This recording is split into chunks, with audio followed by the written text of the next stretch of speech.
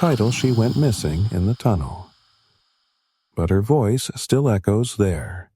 The first echo. Don't watch this alone at night, unless you're ready to hear the voice for yourself. Subscribe now before the tunnel decides you don't leave. The storm broke over the mountains like shattered glass, rain slicing through the night. Headlights cut a weak path up the winding road, and there it was, Kiyotaki Tunnel. Long, narrow, a concrete throat swallowing everything that entered. Locals called it cursed.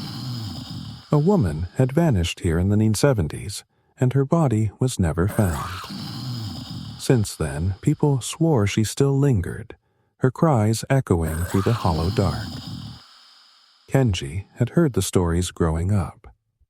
He laughed at them then, but now, as the rain hammered down and the tunnel loomed ahead, his stomach twisted. His girlfriend, Aiko, sat beside him, hands clenched tight in her lap. "My grandmother told me once," she whispered, "if you stop inside, the tunnel won't let you leave." Kenji forced a chuckle, trying to mask his unease. Superstition. But the moment the car crossed the threshold, the storm disappeared. The world outside cut off. All that remained was silence, pressing against their ears, broken only by the faint hum of the car engine. The walls were stained with moisture, streaks of moss glowing faintly in the headlights. Water dripped steadily from cracks above, falling in a rhythm that sounded too much like footsteps. Aiko leaned forward, peering into the darkness. "Kenji, drive faster." He nodded, pressing the accelerator. But no matter how hard he pushed, the tunnel seemed to stretch. The exit remained a pinprick of light, always distant, always unreachable. Then came the sound, a sob, faint, from behind them. Aiko gasped and twisted in her seat. The back of the car was empty. Kenji tightened his grip on the wheel. "It's just the storm," he muttered, though he knew there was no storm in here. The sobbing grew louder, clearer, until it formed words. "Please, help me." Kenji's eyes darted to the rearview mirror and froze. A woman's face stared back at him, pale, hair dripping wet, mouth open as if caught in a scream. Her eyes were hollow, endless dark pits that seemed to swallow the light. The car lurched as Kenji slammed the brakes. Tires screeched against the wet concrete. The headlights flickered once, twice, then went out. Total blackness. Aiko clutched his arm, her nails digging into his skin. "Kenji, start the car." Her voice cracked, high and desperate. He turned the key, but the engine coughed and died. He tried again and again. Nothing. And then, footsteps, slow, wet, dragging. The sound echoed up the tunnel, closer with each beat. The air inside the car grew colder, their breath visible in the dark. The radio crackled to life. Static hissed, then the same broken voice whispered through the speakers. "You shouldn't have stopped." The headlights flared back on, blinding them with sudden white light. And standing in front of the car was the woman, soaked dress clinging to her thin frame, her hair hanging in clumps over her face.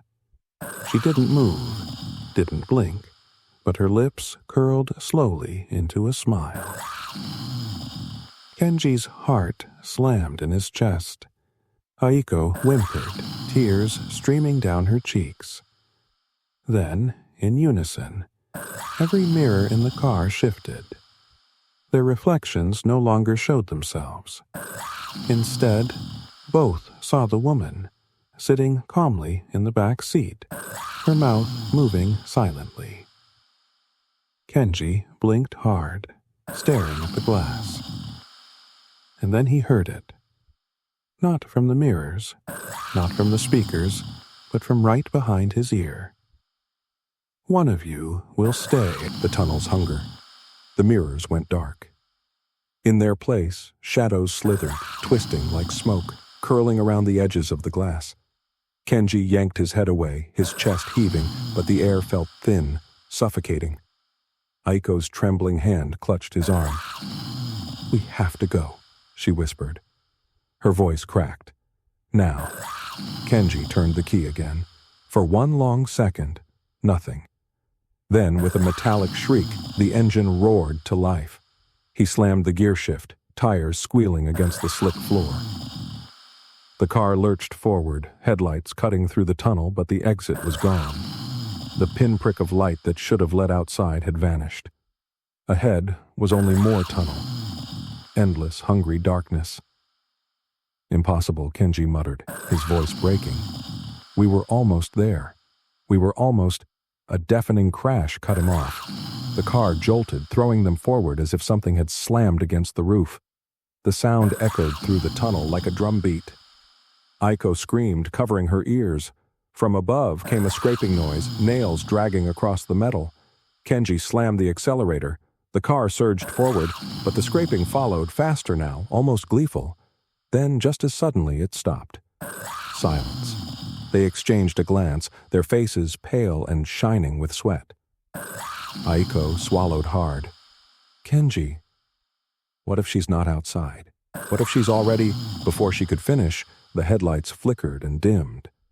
For an instant, the tunnel ahead lit up differently, revealing the outline of something painted on the walls. Words, hundreds of them, written over decades, layered in frantic strokes. "Don't stop. Turn back." It took her.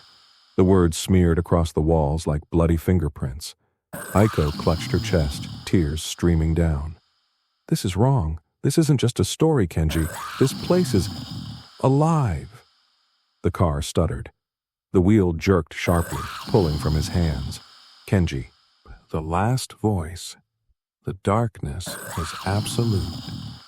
Kenji staggered forward, his hands scraping along damp stone, heart pounding so hard he thought it might break free from his chest. Every breath echoed, bouncing back at him in whispers that weren't quite his own. "Aiko!" he shouted again. The echo returned, but it wasn't his voice that came back. It was hers. "Kenji, help me!" He froze, every muscle tightening. "Where are you?" "Here," the voice called. "Just a little further." His legs shook, but he stumbled onward. The ground sloped downward, the air colder with every step. A faint glow appeared ahead, flickering like candlelight. Kenji hurried toward it, praying it was her. But when he reached the chamber, his blood turned to ice. It wasn't Aiko. The walls were covered in handprints, hundreds of them, pressed deep into the concrete as if people had tried to claw their way out. And in the center of the room, a pool of stagnant black water shimmered under the weak glow. From its surface, faces rippled, pale, hollow-eyed, mouths open in eternal screams. Kenji stumbled back, bile rising in his throat. The faces began to move, turning toward him in unison. And then he heard her. Aiko's voice, clear as day. "Kenji, I'm here." Her reflection appeared in the water, her arm reaching up, her eyes desperate. He dropped to his knees, plunging his hands in, trying to grab her. "Hold on, I've got you." Her hand clasped his. Cold. Too cold. He pulled with all his strength. But her face twisted, the desperate eyes hollowed out, the mouth stretching into a grin that split too wide.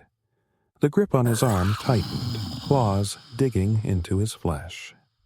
It wasn't Aiko. The water erupted. A figure clawed its way out. The woman from the 1970s. Her soaked dress clung to her skeletal frame, her hair dripping, her smile a gaping wound. She rose higher, her body bending in unnatural jerks, until her face hovered inches from his. "Someone always stays," she hissed. Kenji screamed and tore himself free, stumbling backward. He sprinted toward the passage he had come from, but the tunnel had changed. The car was gone.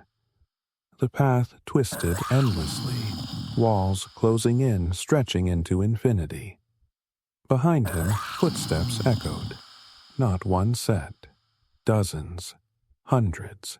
Every victim the tunnel had ever claimed, their voices overlapping in a chorus of sorrow and rage.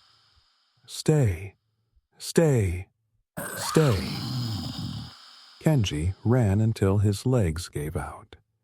He collapsed against the cold wall, gasping. For a moment, silence returned. He thought, maybe, he had escaped. Then he heard her, "Iko." Her whisper was right beside his ear. "I told you the tunnel wouldn't let us leave." Kenji's blood froze. He turned slowly. She was standing there. Not alive, not dead.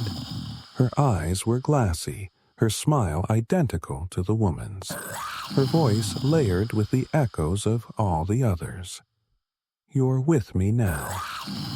The tunnel lights flickered once, then went black. The next morning, a passing driver reported an abandoned car in the tunnel. Doors still open, headlights dim. The seats were empty. But when police towed the car away, they found words etched into the foggy rear window, scrawled as if by a finger from the inside. "One of you stayed.